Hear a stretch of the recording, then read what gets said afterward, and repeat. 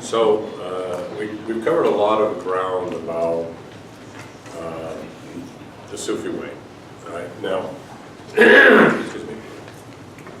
You know, there are three basic pillars that you need to be watching, and even in the advanced courses I teach this. So it's not people who've been on the Sufi path for 10 years are still learning this. So it's not, you know, I'm harping on this all the time. So just let me harp.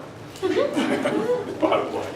All right, here's your pillars. A, you've got to do your practices. Okay, because your practices connect you to Allah. And I don't care who you are.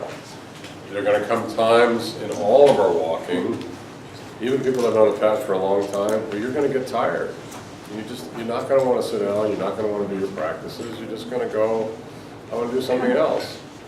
It happens to all of us. I've had that in moments. So these are times when, in certain levels, you got to kind of you have to make a choice. You either take the time off, but you lose time, or you push yourself through. You know, and sometimes you've got to do it. I think there's all of us at times hit moments when, you know, you just kind of, you're tired, you have a hard time, and especially if you're carrying a lot of people or whatever, your beings get tired. So what I like to do is I try to give myself a break. I like to take a few weeks and go sit down by the ocean or something like that, and just try to rejuvenate and give myself some time. But then once I start feeling a little more rejuvenated, I try to go back to the practices. Don't get too far away from them, is my point. Don't get too far away. Okay, what are the practices that, for the new people, you should at least be doing the remembrance of the name Allah?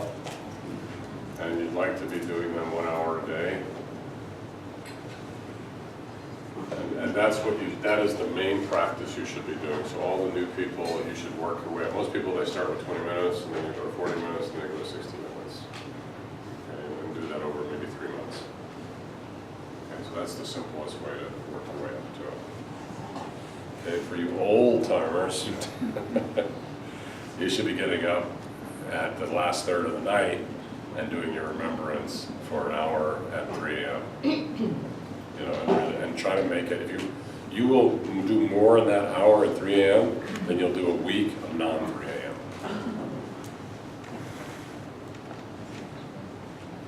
So you might as well use your time, you know, better to get up. If you can't get up that much because you're working, just get up on the Thursday night and the Sunday nights. Just do those 2 nights.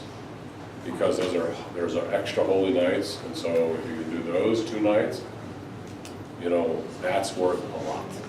So do those 2 nights. So just, if you can't get up because you're working, the older people, just do Thursday night, 3 a.m. and Sunday night, 3 a.m.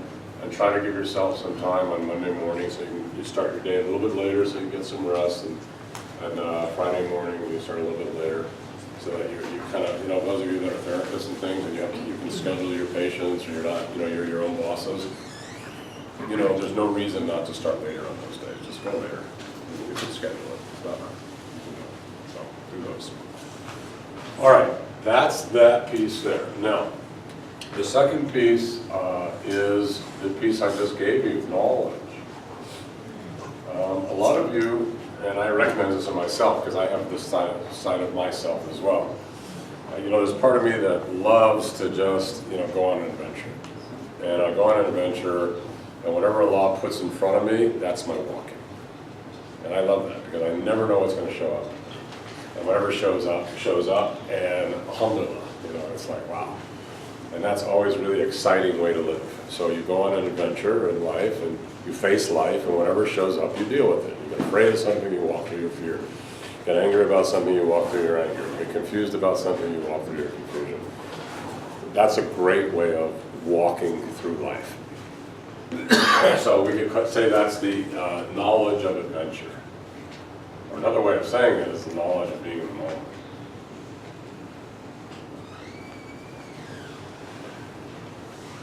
Okay. But there's a problem with this, which is that unless you're enlightened yourself, your interpretation and how you deal with what you come across may not be of the highest.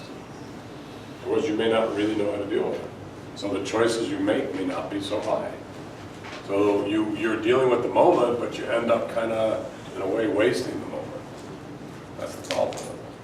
So you can do it, but it may not take you that far. There's another type of knowledge, which is exactly what I just went through this whole thing, which is the knowledge of the illuminated ones. Illuminated ones are ones that have been illuminated by godly knowledge. They have reached God realization. They're living in the world of God. Who are these people? These are people who've reached enlightenment. These are people who've reached unity. These are Sufi masters. These are great Sufi masters like Junaid, Ibn Arabi, Mashish, Shadali, Tijani, people like this who have reached these high levels of consciousness. You can read them and learn from them, and learn. These are the founders of these paths. That have really brought through very high levels of knowledge. Ibn Atullah, for example, is a very great one. But these are also prophets, like Muhammad. If you really understand Muhammad, you would cry. The level of consciousness he's carrying is unbelievable. If you understood Jesus, if you really understood what Jesus was, not just the Son of God, but you understood his consciousness. When people say he's this or that, but if you lived in his consciousness, it would make you cry because of what these beings are carrying. The light is so powerful and so strong. People like Rabia, the woman saint from the 4th century, where she, is the embodiment of the feminine love. There is so much love and so much. If anybody needs a mother, a spiritual mother, go look for Rabia, because she'll give you the love you need. Well, I thought Mary was the mother. Mary too, but Rabia too. But they're both mothers. They're all mothers. They all carry this. Is it the same love or different? It's a little different. It's a little bit different. Rabia is more, I don't know, Rabia is like the friend that absolutely loves you, and Mary is like the mom who absolutely loves her child. So they're a little bit different, but they're both very mothering. And they're like a mothering friend. Okay? So you could read the knowledge of these illuminated ones like we just talked about here. Another very good one, which I might recommend to you, is Siddhi. You might try to read Siddhi a little bit more and really take in what he gave. Because Siddhi was really, he was a very unusual saint in that he was both a combination of Rafai, which is a very kind of very interesting path, of Shadali. He spent a lot of time with Ibn Arabi. He spent a lot of time with Abdul Qadir Jilani. So Siddhi kind of merged those 4 teachers into one. And then he also merged the split of the Shadali and the Alawi with the split into also into one. So he was a real merging of a lot of different paths in one person. So he has a lot of knowledge he brought together. So anyways, read Siddhi, read Muhammad, whatever it is, and learn from these teachers like we learned here, and this is step 2. And then the third step is a very important one, which I am such a strong believer in, and many of the Sufi Tariqas just don't do this. It's really unbelievable to me. But the purification work, they don't do the purification. They do the dhikr, they do the chanting, they read sacred texts, but they don't purify. And I'm always shocked by that. I just don't quite understand it myself. But purification work is critical.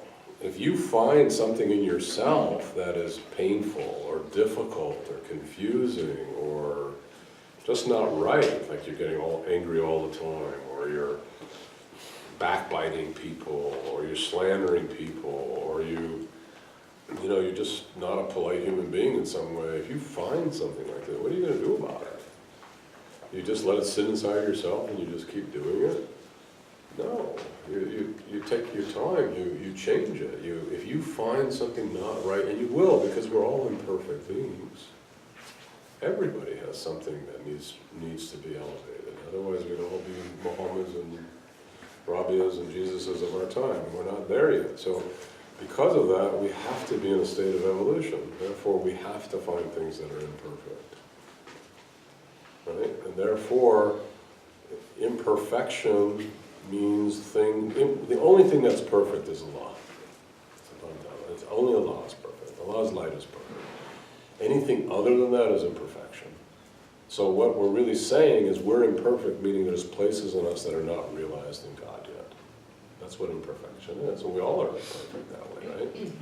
So from that place, when you find something imperfect in yourself, what are you going to do about it? And this is for me the place that almost everybody falls down.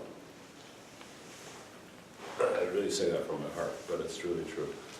Which is that it's about self-responsibility.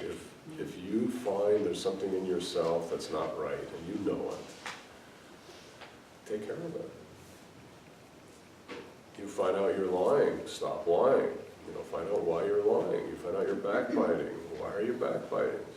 Transform it. You find out you're running power, control, domination, oppression, bullying. Stop it. You take control of your own being. If you find something not right in yourself, take control of it yourself. Meaning, recognize it's not right and transmute it. Okay, that is spiritual purification. And that is a critical teaching that everybody needs to learn, because that, I call it like a boat, if you've ever sailed before. If you have an anchor down and you put up your sail, what happens? You don't go anywhere. It might go in circles, exactly. You go in circles, or you rip your boat apart. Yeah. But you don't go anywhere. You end up sinking your boat. So if you really want to put up your sail and really catch the wind of Allah, you might want to take out the anchors of your attachments so that you don't rip your body into pieces.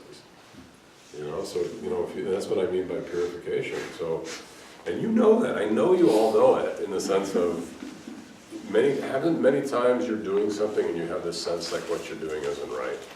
Have any of you had that feeling like you're doing, you say, oh my God, I'm like backbiting here. I'm like talking badly about people.